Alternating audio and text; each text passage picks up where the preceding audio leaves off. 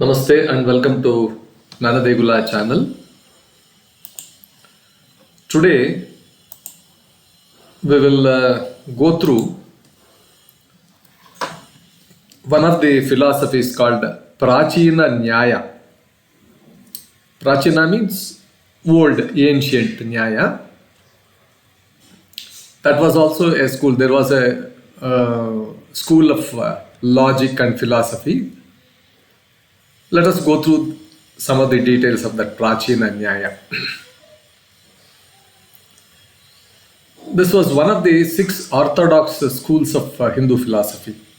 Among the 6, there were many different sects, subsects like that you can call it as.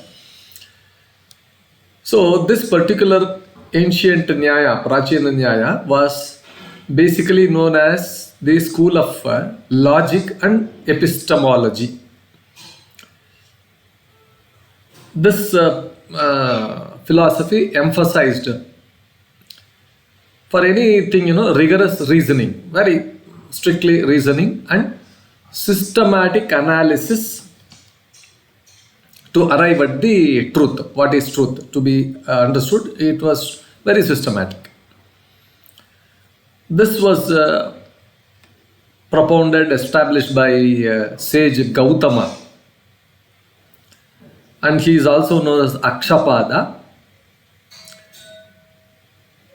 And it is elaborated in the foundational text called as Nyāya Sūtras. Nyāya Sūtras, they contain all this.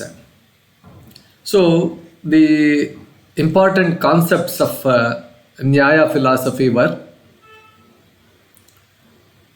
first one was Pramāṇas. In the Pramāṇas, to know the means of knowledge, to know how knowledge is to be understood, the perception angle, that is the Pratyakṣa, direct sensory experience of all the 5 senses, whatever you observe, whatever you perceive, that was one Pramāṇa. Anumāna, it is inference. Some logically coming to some conclusion, reasoning, based on observation, certain things observed, like that.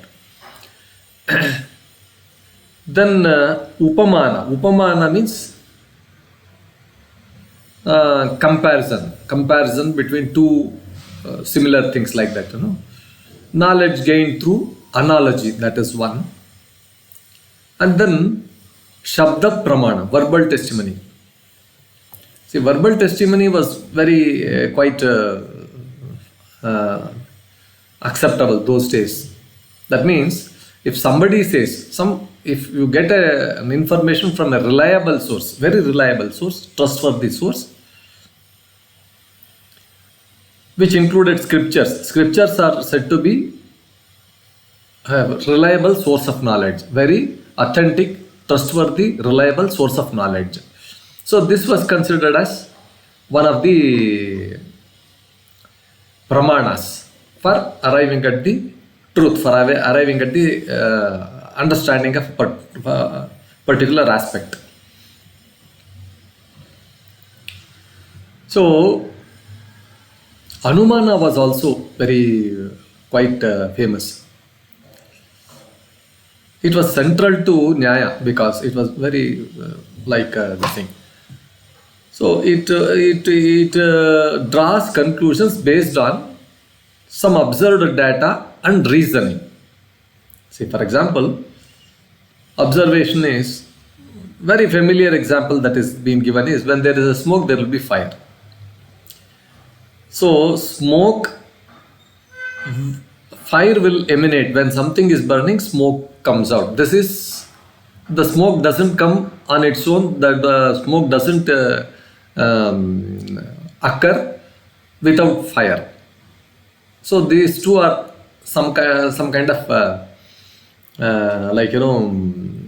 inseparable things. See, supposing somebody says smoke on a mountain, he is not seeing fire. At a very distant At a distance, if one observes some smoke, it emanates. Particularly when there is some forest fire, some shrubs are burning in the forest, you see smoke.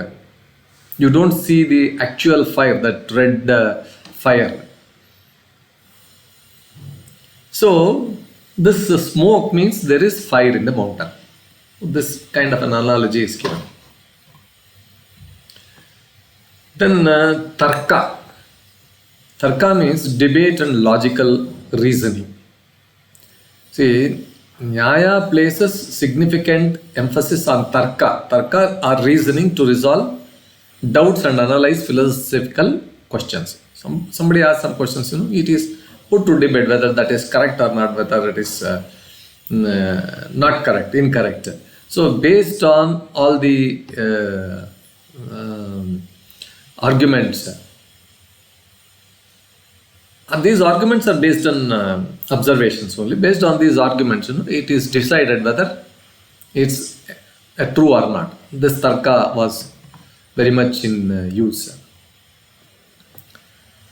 Now, padarthas, that was another thing, which was being, that is categories of things, that was also used. Like, Nyāya Shastra classifies the world into 16 categories, padarthas, which include Pramāṇa, means of knowledge, Prameya. Prameya means an object of what we object in, that object of knowledge. Samshaya is doubting whether it is correct or not, this doubt.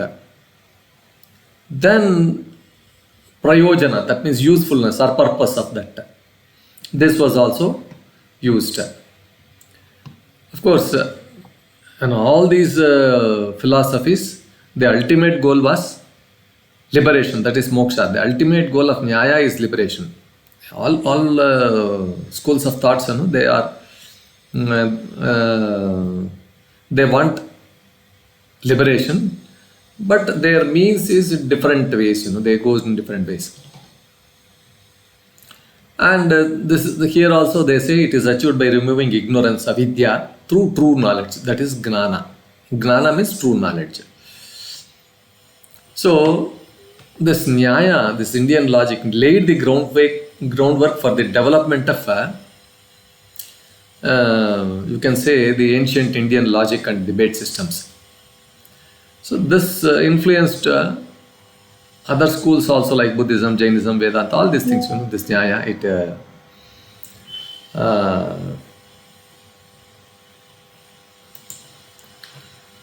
then you had the scientific approach. It's methodical approach for reasoning.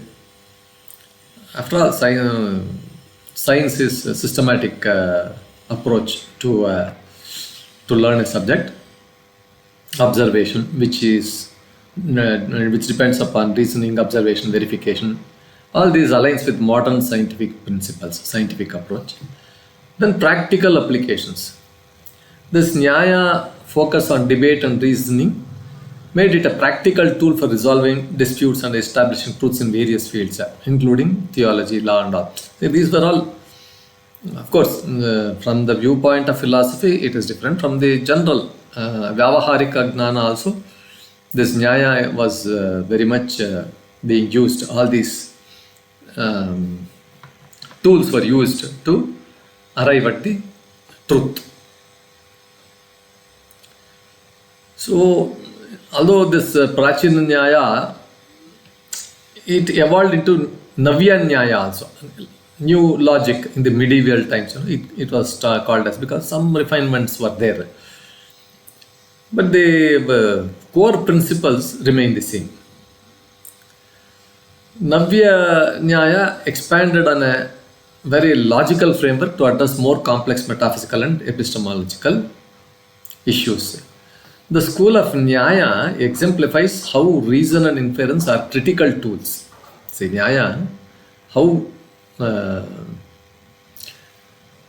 are very critical, not only for philosophical inquiry, but also for other things of general nature in the society, general nature, navigating life, with clarity, discernment, all these things, it gives understanding of what to do and what not to do, these kinds of things. Viewers, with this explanation, we conclude this episode. I hope this was quite clear and then quite informative. Thank you for your valuable time for listening to this video. Please post your comments in the comment box. Thank you.